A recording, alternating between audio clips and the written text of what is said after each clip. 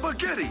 Mario's no bigger than a mini meatball. That's what people expect happens when children lift weights. But that could not be further from the truth. If you're a young person watching this video, or you're a parent wondering if your kids should lift weights, don't even question it. Lifting weights is possibly the best thing that any kid can do to set them up for a better future, to be healthier, to be fitter, and just make them better overall. Now, where does this myth come from that lifting weights can stunt your growth? That comes from the place that it can cause damage to your epiphyseal growth plates. What are growth plates? It's present in your long bones of the body, which as you grow older, you get taller and taller. And this is the reason why. Your epiphyseal growth plates allow you to get taller until you become an adult. Now, can damage be caused to the growth plates?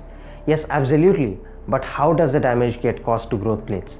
It happens through any sort of an impact load, a sudden impact such as what occurs during a contact sport, such as playing football or rugby or even martial arts, or any sort of accident which is severe enough that it can cause damage to the epiphyseal growth plate. But when you're lifting weights, you're putting weight onto a person, loading them with a constant, steady, reasonable load that they can handle in a safe and efficient technique and progressively get stronger. It's not a sudden impact load. So the question of your epiphyseal plate getting damaged by lifting weights is not even reasonable. It's not going to happen. There's no way that you can damage your growth plates by lifting heavy weights. It's not going to happen. Lifting weights considerably increases bone mineral density in kids, which reduces injury risks and improves sports performance by a lot. As a kid, focus on learning the movement pattern. Perfect your exercise technique. Start young and learn how to move. And these are the main important compound movements that you should be practicing, which translates to everyday life, into the sports you play, into the everyday movements that you do. That's what you need to get better at. And practicing lifting weights is the best way to do so. Start with an empty barbell or even a bamboo stick or a PVC pipe, and then as you get more and more confident with your technique, start loading light amounts of weights which you can handle.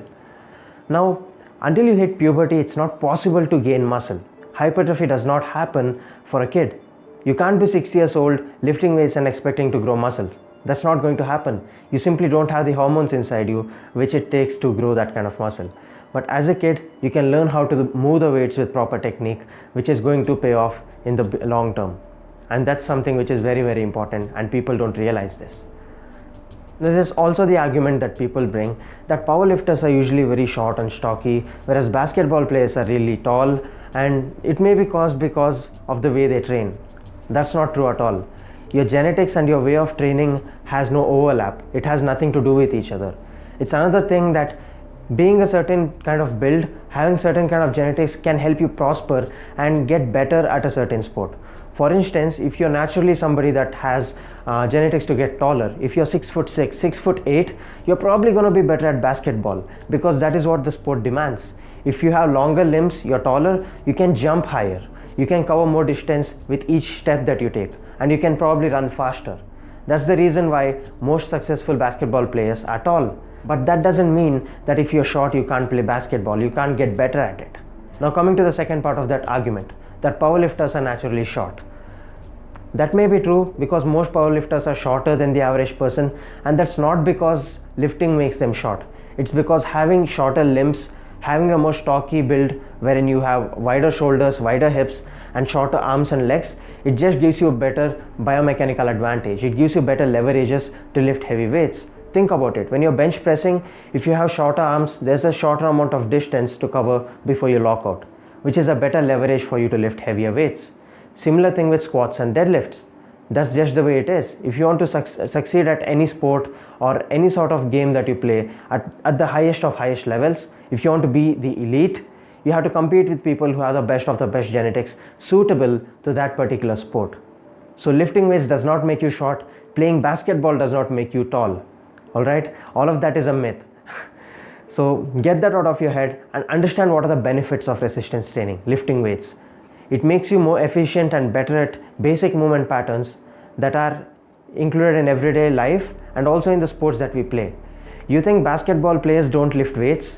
They too have to lift weights. Lifting weights is the only way to build strength, power and overall functionality. That's really important. So do not ignore the benefits of lifting weights, and if you're a kid, if you have a kid, start them early, start them young and make them lift weights. Start off from an empty bar, just a PVC pipe, and then as they get more and more confident, increase the weights. It's going to pay off in the long term, I promise you that. Now, how do you actually get tall then? How tall you get depends on primarily your genetics. If you have parents that are 5 foot tall or 4 foot 11, 5 foot 2, you can't expect to grow to be 6 foot 5. It's just not possible. It's the way of nature. You have to play the cards that you're dealt with, right? Now, can you possibly do anything to maximize how tall you get as a kid? Yeah, you can, by eating healthy, nutrient-dense foods. Foods that are rich in protein, your vitamins and minerals, your fruits, vegetables, plenty of water, all of that. Don't avoid any single macronutrient. Don't do any sort of a fad diet like keto or intermittent fasting. And certainly don't get into a severe calorie deficit at a young age. That's not what you need. When you're growing, you need to provide your body with the adequate amount of energy and nutrients it needs so that it can grow the maximum amount in the healthiest way possible, if that makes any sense. And apart from that, also prioritize sleep. It's very important.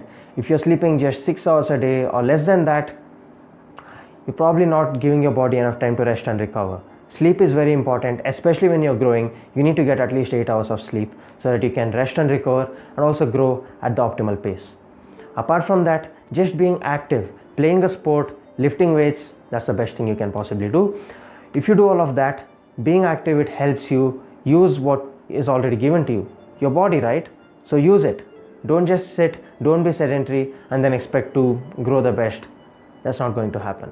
Whether you want to build strength, build muscle, get stronger, you need a solid foundation. You want to get better at a sport, you have to practice. Start early, solid foundation. So that's what's important. Start at a young age and reap the benefits of it later on when you get older. So that was the video. Hopefully I was able to get rid of the myth that lifting weights stunts your growth. That's not true at all, guys. So that's it for this video. If you enjoyed the video, make sure you hit the thumbs up button. Comment down below what are the content you want me to cover in the future. Hit the subscribe button and the bell icon so that you get all the notifications on time. And share this video to anyone that's getting into weight training, who has a kid and who is a kid. Whatever, share it all around, guys. And that's it for this video. Hope you enjoyed it. Until next time, take care, stay hungry.